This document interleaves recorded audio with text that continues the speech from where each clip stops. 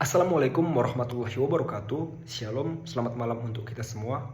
Perkenalkan, nama saya Bagus Manalu dengan NIM 220906082, mata kuliah Politik Lingkungan dan Sumber Daya Alam. Jadi di sini saya akan menampilkan storytelling mengenai tema kelompok saya yang berjudul Pembangunan Berkelanjutan di Sumatera Utara. Langsung saja saya mulai penjelasan. Untuk yang pertama adalah latar belakang. Kita melihat keragaman geografis. Sumatera Utara memiliki karakteristik geografis yang kompleks, meliputi pegunungan, dataran, pesisir, dan hutan tropis yang membutuhkan pendekatan pembangunan adaptif dan kontekstual. Yang kedua adalah keseimbangan ekonomi dan lingkungan.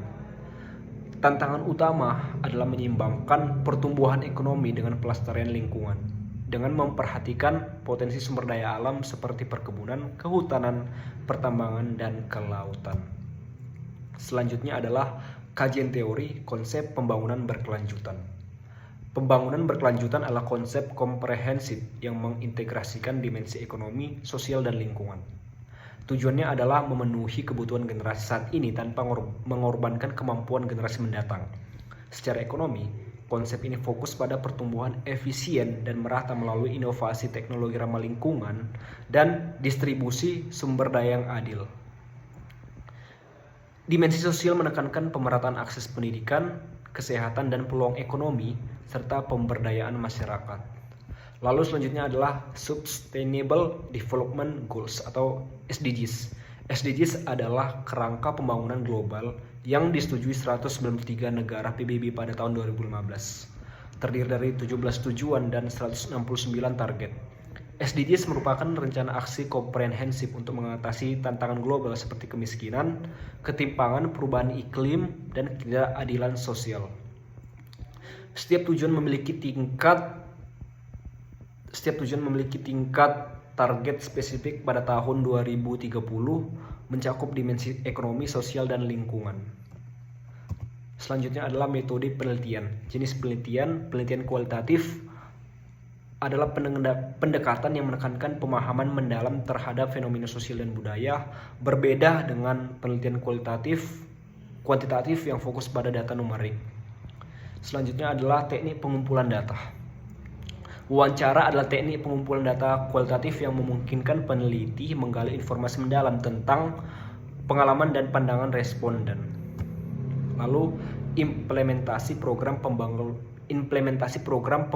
pembangunan berkelanjutan di Sumatera Utara. Program terlaksana mencakup berbagai inisiatif di 4 pilar sosial seperti pembangunan sekolah, pelayanan kesehatan. Lalu ekonomi seperti pembangkit listrik surya, pelatihan kewirausahaan. Lalu ada lingkungan seperti pupuk organik dan reboisasi. Dan tata kelola seperti peningkatan laporan keuangan dan keterwakilan perempuan. Program sedang berjalan.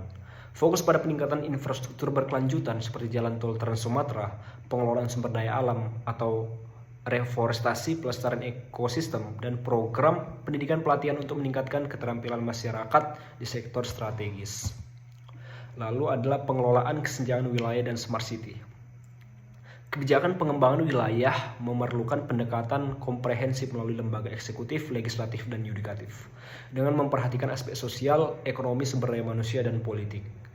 Lalu 5 arahan utama pembangunan nasional mencakup pembangunan sumber daya manusia, infrastruktur, penyederhanaan regulasi, penyederhanaan birokrasi, dan transformasi ekonomi untuk mencapai visi Indonesia tahun 2045.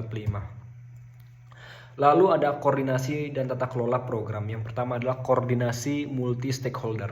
Pembangunan berkelanjutan di Sumut memerlukan mekanisme koordinasi mendalam antara pemerintah, lembaga penelitian, sektor swasta, dan masyarakat dengan masing-masing pihak berkontribusi secara aktif. Yang kedua adalah peran strategis Bapelitbang. Badan Perencanaan Pembangunan mempunyai tanggung jawab fundamental untuk merumuskan kebijakan, menganalisis potensi dan tantangan, mengintegrasikan rencana lintas sektor, serta merancang program inovatif yang mempertimbangkan aspek ekonomi, sosial, budaya, dan lingkungan. Lalu adalah tantangan dan strategi keseimbangan pembangunan.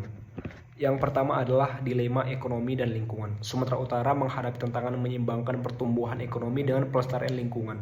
Yang kedua adalah sektor perkebunan dan pertambangan memberikan kontribusi ekonomi tinggi namun merusak ekosistem. Dan yang terakhir adalah diperlukan pendekatan integratif dengan teknologi ramah lingkungan dan praktis berkelanjutan. Baiklah Pak dosen sekalian, demikianlah storytelling yang bisa saya sampaikan. Jika terdapat kekurangan dan kesalahan saya mohon maaf. Akhir kata saya ucapkan terima kasih. Assalamualaikum warahmatullahi wabarakatuh. Shalom. Hidup mahasiswa!